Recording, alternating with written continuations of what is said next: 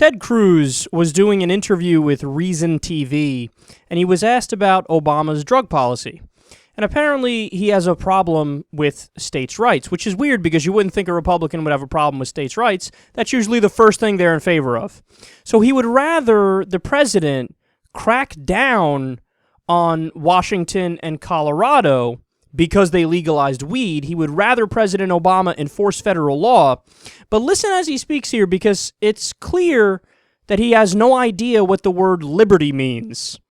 But anyone who is concerned about liberty should be concerned about the notion that this president over and over again has asserted the right to pick and choose what laws to follow. That is fundamentally dangerous to the liberty of the people. So did you notice that? The definition of the word liberty, the state of being free within society from oppressive restrictions imposed by authority on one's way of life, behavior, or political views. So according to Ted Cruz, it hurts liberty for Obama to allow people to smoke weed. So it hurts liberty to let people put in their body whatever they want to put in their body if they're not hurting anybody else. I do believe, Ted, that you have it exactly backwards. In fact, by definition, it hurts liberty if he does crack down on Washington and Colorado and enforces federal law when the state law contradicts it. Now, don't get me wrong.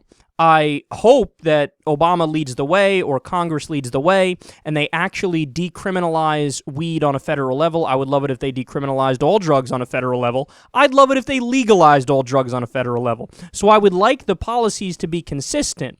However, if that doesn't happen, I would still prefer that President Obama actually respects the liberty of the people in the states of Washington and Colorado and elsewhere if they want to smoke weed. So the reason why I wanted to talk about this, though, is that Ted Cruz proves here he's like the classic empty suit. Like, he just says words, and if the word is a buzzword that sounds good, he pats himself on the back. So just say Constitution and Founding Fathers and freedom and liberty as much as you possibly can.